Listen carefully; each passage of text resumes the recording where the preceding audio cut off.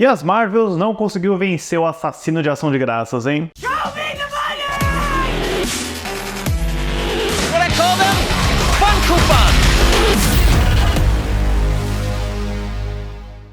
Olá, fãs da sétima arte, meu nome é Lucas Nascimento e esse é o Lucas Series. E temos aqui mais um vídeo de bilheteria complementar, né? Hoje também tem crítica de Napoleão, então o dobro de vídeos aí no feed de vocês hoje pra gente dar uma olhada nos números ajustados do final de semana e também como anda a bilheteria doméstica. Mas antes eu pedi para você curtir esse vídeo, se inscrever no canal e ativar o sininho para não perder notificação dos próximos vídeos.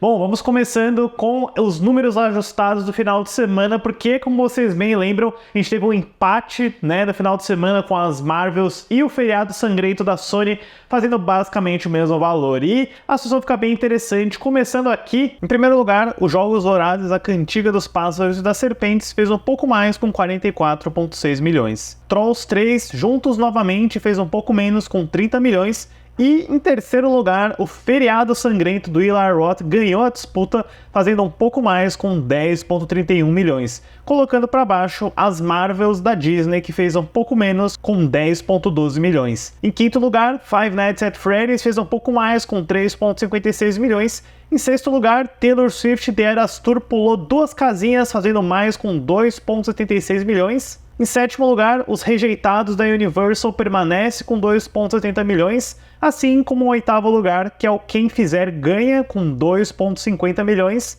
Em nono lugar, Priscila fez um pouco mais, com 2,39 milhões. E em décimo lugar, Assassinos da Lua das Flores também fez um pouco mais, com 1,96 milhões. Ou seja, a queda de As Marvels foi pior do que a gente estava imaginando. Ele se configura como a maior queda de segunda semana de um filme de quadrinhos, né? De qualquer adaptação de Marvel, DC, de super-herói. É realmente um resultado catastrófico que deve estar fazendo Kevin Feige e a Disney reavaliarem muita coisa. Inclusive, eu vou trazer em detalhes aqui agora quais foram as maiores quedas de segundo final de semana de filmes de quadrinho. Até então, a maior queda de segunda semana era do Morbius, da Sony Pictures, que caiu 73% de uma estreia de 30,05 milhões para 10,201 milhões no segundo final de semana. Depois temos o The Flash com uma queda de 72,5%, equivalendo a 55,043 milhões na primeira semana para 15,142 milhões na segunda. Depois vem o X-Men Fênix Negra com uma queda de 71,5%, equivalendo a 32,828 milhões na estreia e 9,354 milhões no segundo final de semana. Depois, o Esquadrão Suicida do James Gunn, com uma queda de 71,5%, equivalendo a uma estreia de 26,205 milhões para um segundo final de semana de 7,471 milhões. E depois, o Hellboy 2, O Exército Dourado, do Guillermo del Toro, com uma queda de 70,7%, equivalendo a 34,539 milhões no final de semana de estreia e 10,117 milhões no segundo. Quem diria, a gente teve duas das maiores em 2023, o que representa mais um prego aí no caixão do esgotamento de filmes de super-heróis, né? Eu sei que muitos de vocês estão comentando que não é um caso de esgotamento de fórmula, mas eu acho que é um esgotamento do modelo de produção em massa da Marvel Studios, sabe? De você não ter filmes com identidade, personalidade. Não é à toa que o Guardiões da Galáxia Volume 3 foi o único filme da Marvel Studios desse ano que deu certo. Porque ele é, mais do que um filme da Marvel, ele é um filme do James Gunn, né? Você tem uma voz por trás daquele filme. Não foi o caso de As Marvels, que pra mim soou bem como um produto bem mal encaixado e colado junto, né? Algo que eu acredito que a maioria tenha concordado. Mas me estendendo um pouquinho aqui sobre os filmes desse final de semana, eu ia falar isso no vídeo de domingo, mas eu acabei cortando, então eu vou trazer aqui para falar um pouquinho sobre os filmes de Grindhouse, né? Porque o Feriado Sangrento é inspirado num trailer falso do Grindhouse, que foi aquele projeto do Quentin Tarantino e do Robert Rodrigues, né? Eles eram aquela dobradinha do A Prova de Morte do Planeta Terror, e entre esses filmes tinham vários trailers falsos e alguns desses trailers acabaram virando filmes de verdade, né? Então, relembrando aqui como que foi a estreia desses filmes, começando com Machete em 2010, que abriu com 11,416 milhões. Já a continuação Machete Kills Heroes em 2013 abriu com 3,837 milhões, e o Hobo Shotgun, que teve uma exibição bem mais limitada, abriu com apenas 12,46 mil dólares. Ou seja, o Feriado Sangrento foi consideravelmente melhor do que o Hobo Shotgun e tá alinhado com os dois filmes do Machete, né? Eu acho que ele tem uma boa chance de fazer mais do que os dois Machetes, até porque o Feriado Sangrento foi um filme barato, né? Só 15 milhões de dólares, vai ser fácil de se pagar. E eu repito, eu não vejo a hora de assistir esse filme, eu tô muito animado. E agora, olhando para os números de segunda-feira nos Estados Unidos, em primeiro lugar se mantém os Jogos Vorazes, a Cantiga dos Pássaros e das Serpentes, com 5,27 milhões, totalizando 49,87 milhões na bilheteria doméstica. Em segundo lugar, Trolls 3 juntos novamente com 3,27 milhões e um total de 34,44 milhões. Em terceiro lugar, Feriado Sangrento com 1,2 milhões e um total de 11,5 milhões. Em quarto lugar, as Marvels com 1,14 milhões e um total de 66,08 milhões.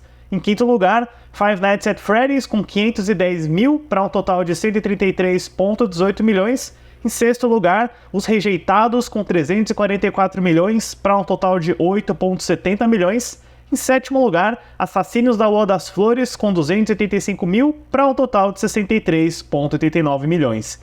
E em oitavo lugar, Quem Fizer Ganha, com 276 mil para um total de 2,77 milhões. E em nono lugar, Journey to Bethlehem, com 230 mil para um total de 4,550 milhões. E em décimo lugar, Radical, com 119 mil e um total de 6,743 milhões. Me parece que os Jogos Vorazes está aí com uma boa dominância. Eu acho que não foi uma estreia tão forte quanto a Lionsgate estava imaginando. Ele fez menos de 100 milhões de dólares na abertura internacional, mas ele já está caminhando um pouco aí para conseguir se pagar. Os analistas dizem que quando uma produtora gasta 100 milhões de dólares num prelúdio, não é apenas para fazer um filme. Então talvez a Lionsgate tenha intenções de fazer mais, né, de transformar a história do Jovem Snow numa trilogia. Eu acho que tem potencial, mas veremos se os números vão bater. E nesse final de semana vamos ter uma dobradinha bem curiosa aí, que também promete mais um duelo de Sony Pictures e Disney, porque a Sony, junto com a Apple, vai lançar o Napoleão do Ridley Scott, filme estrelado pelo Joaquin Phoenix, enquanto a Disney vai lançar o Wish, o Poder dos Desejos, último lançamento deles desse ano, uma nova animação original que, quem diria, tá sendo mal recebida pela crítica, né? Tá sendo as piores avaliações de uma animação original da Disney desde o Galinho Chicken Little, que é do início dos anos 2000. Então, veremos se a Disney vai conseguir ter pelo menos mais um sucesso esse ano que não seja Guardiões da Galáxia Volume 3. Pelo que eu tô vendo aí, parece que o Wish deve estar em primeiro lugar nesse final de semana. E eu preciso dar uma palhinha aqui, porque eu acho isso importante. As pré-vendas de Aquaman 2, O Reino Perdido, começaram oficialmente nessa semana. E olha, parece que teremos aí mais um fracasso de filme de quadrinhos. Eu não tinha certeza de como vai ser a recepção do filme e as coisas ainda podem mudar. Eu tava apostando que Aquaman 2 ia se beneficiar pela janela de Natal, mas o início das pré-vendas tá muito fraco. Ele tá caminhando aí para uma pré-estreia na casa de 2 milhões de dólares, 2,3 aproximadamente, o que é muito mais baixo do que The Flash e até as Marvels, por exemplo. Então, parece que o DCU vai encerrar sua jornada literalmente afundando. Bom, mas é isso, pessoal. Esses são os principais números de bilheteria que eu tenho para trazer para vocês no vídeo de hoje. Deixe nos comentários depois o que vocês estão achando aí dessa performance de As Marvels e qual vai ser o valor final do novo Jogos Vorazes. Certo, pessoal? Obrigado pela visita e até a próxima sessão.